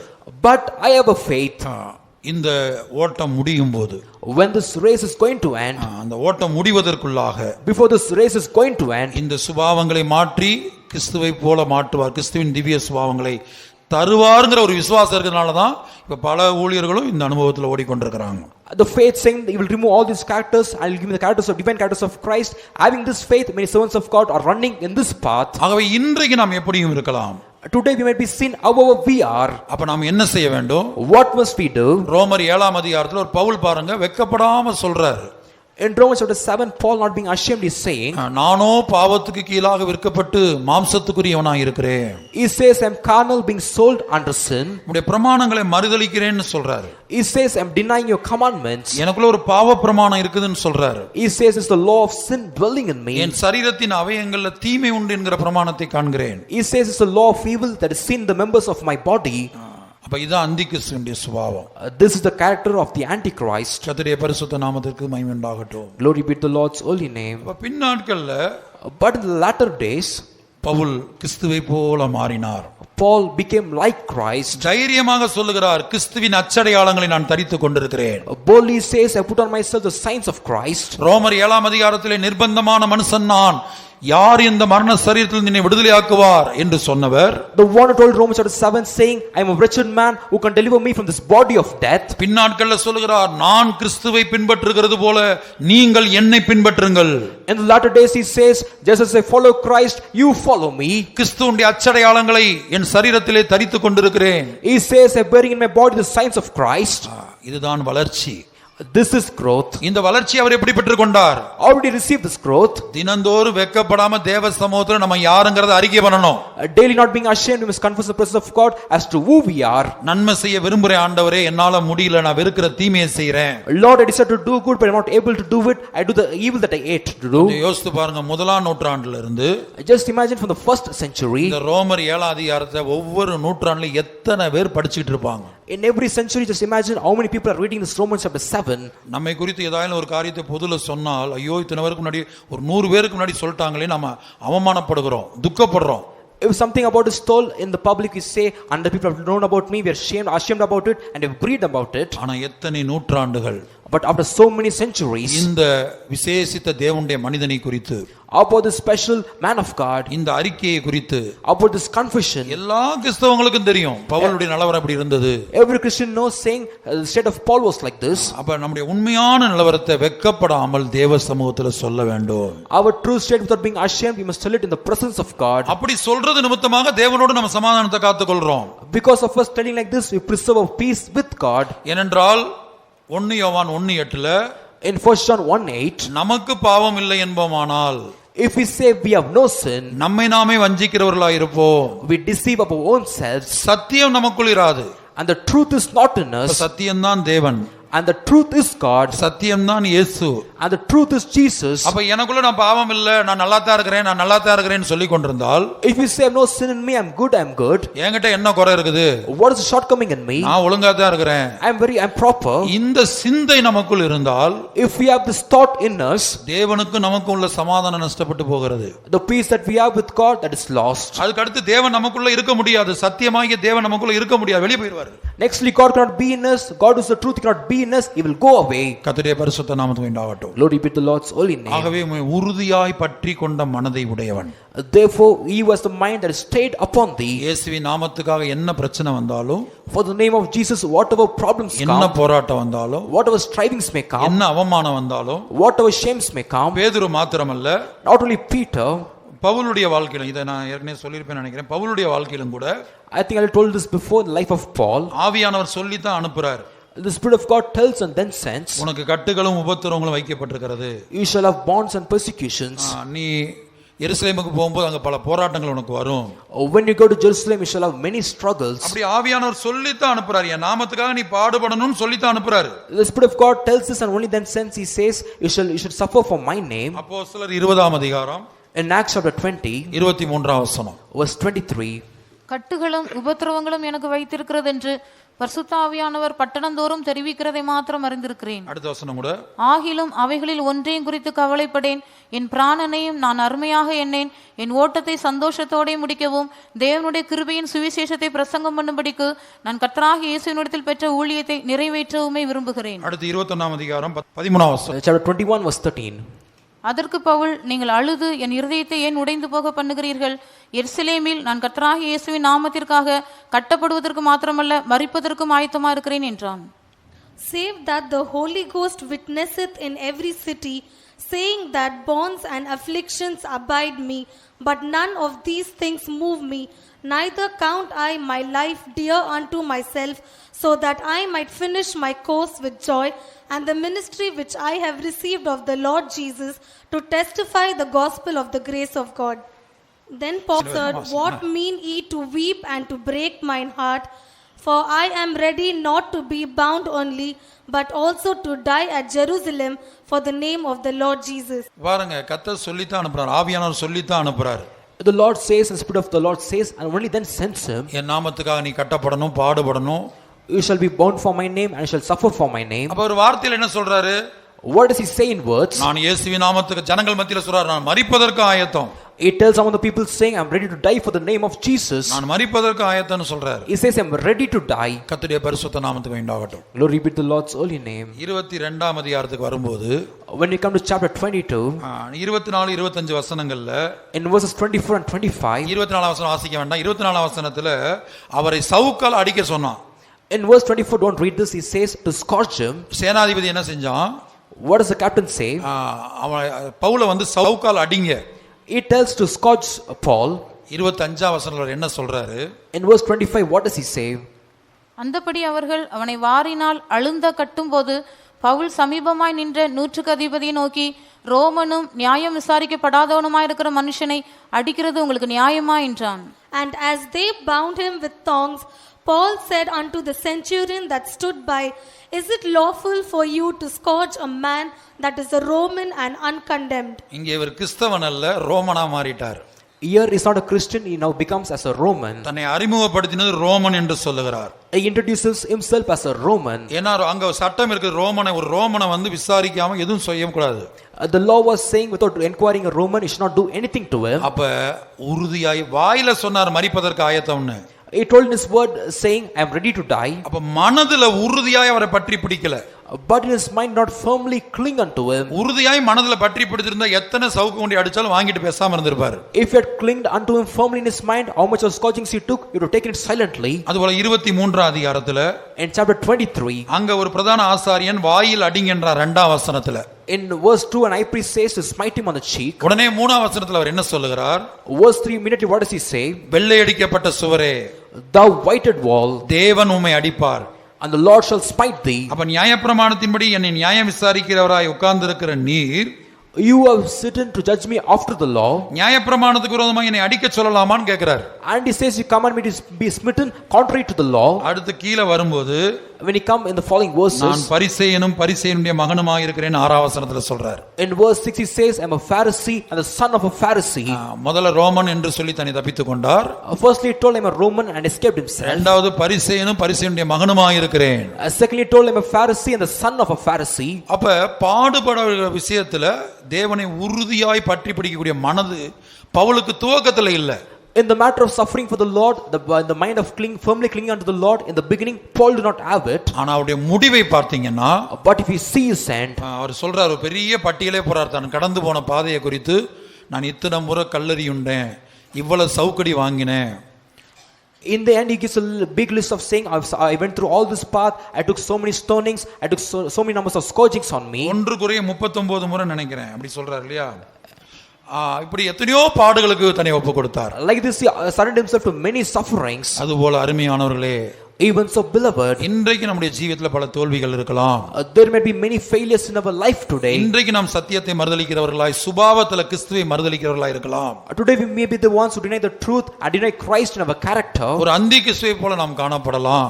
We may be seen as an antichrist. ஆனா தேவ சமூகத்துல உடைந்த இருதயத்தோடு, but in the presence of God with a broken heart, நொறுங்கிய மனதோடு, with a contrite mind, கலங்கின கண்களோடு and with troubled eyes, தினந்தோறும் கல்வாரி அண்டை கடந்து வந்து, if you come daily unto Calvary, ஆண்டவரே உம்மை உறுதியாய் பற்றி கொண்ட மனதை உடையவனா என்னை மாற்றும்.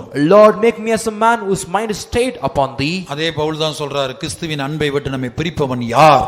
The same Paul says, who can separate us from the love of Christ? உபத்திரவமோ, வியாகுலமோ, மரணமோ, பட்டயமோ, Is it tribulations, death, or sword, or such things? எதுவும் என்னை பிரிக்காது.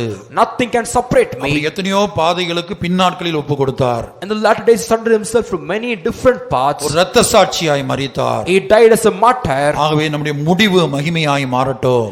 Therefore, let our end turn to be glorious. நம்முடைய துவக்கத்தை பார்க்கலாம், முடிவு சம்பூர்ணமாய் மாறட்டும். Let our ending be more blessed than the beginning. நாம் கிறிஸ்துவின் சுபாவத்தை உடையவர்களாக மாறுவோம். Let us be the ones who has the character of Christ. அப்ப அந்த உறுதியாய் பற்றி கொண்ட மனது இருந்தால்தான் அப்படிப்பட்டவன் அடுத்த காரியம் இப்ப சொல்ல சமயம் இல்லை, அடுத்த வாரத்தில் கத்த சத்தமா பார்க்கலாம். உண்மையே நம்பி இருக்கிறபடியால். And if we say the one whose mind is stayed upon thee, the next thing we don't have time to meditate in this week, see in the next week, the one who is trusting upon thee. கவனிங்க, உண்மையும் நம்பி இருக்கிறபடியா. வேற அவர் மேலே இவர் மேலே நான் இவரையும் நம்புறேன். I am trusting this person.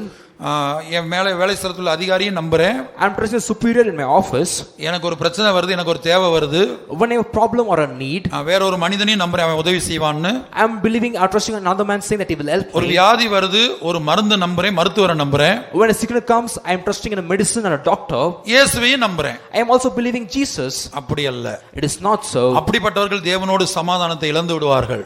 Such people will lose their peace with God. ஒரே உண்மையே நம்பி இருக்கிறபடியால். Because he trusteth thee alone. அதான் நாசியில் சுவாசம் உள்ள மனிதனை நம்புவதை விட்டு விடுங்கள். Therefore cease ye from trusting man who has breath in his nostrils. உண்மையே நம்பி இருக்கிறபடியால். Because he trusteth thee alone. அதற்கு சில உதாரணங்களை ஆண்டவர் அனுமதித்தால் நாம் அடுத்த வாரத்திலே பார்க்கலாம். If the Lord permits, for example, for this we can see in the next week. ஆகவே தேவனோடு உள்ள சமாதானம் முக்கியம். Therefore peace with God is important. அந்த சமாதானத்திலே இன்றைக்கு நாம் குறைவுள்ளவர்களாக இருக்கிறோம். For in that peace we are having shortcomings today. இந்த வேத வாக்கியங்களை ஒரு வெறும் வார்த்தைகளாய் கேட்டு கடந்து போகாமல், These verses of scriptures don't just hear it as mere words and pass by. இந்த வசனத்தோடு நம்முடைய ஜீவியத்தை ஒப்பிட்டு பார்த்து, Compare our lives with these words. Kalvari அண்டை கடந்து வந்து Coming unto Calvary, அறிக்கையிட்டு confessing கிறிஸ்துவுடைய திவ்ய சுபாவத்துக்காக தவித்து, and groaning for the divine characters of Christ, அதற்காக கண்ணீர் விட்டு, and shedding tears for it, தேவைப்பட்டால் ராக்காலங்களில் விழித்திருந்து, and if it be needed staying awake in the night time, உபவாசித்து, fasting, கிறிஸ்துவை போல மாற அவர் நமக்கு உதவி செய்வாராக. may help us to become like Christ.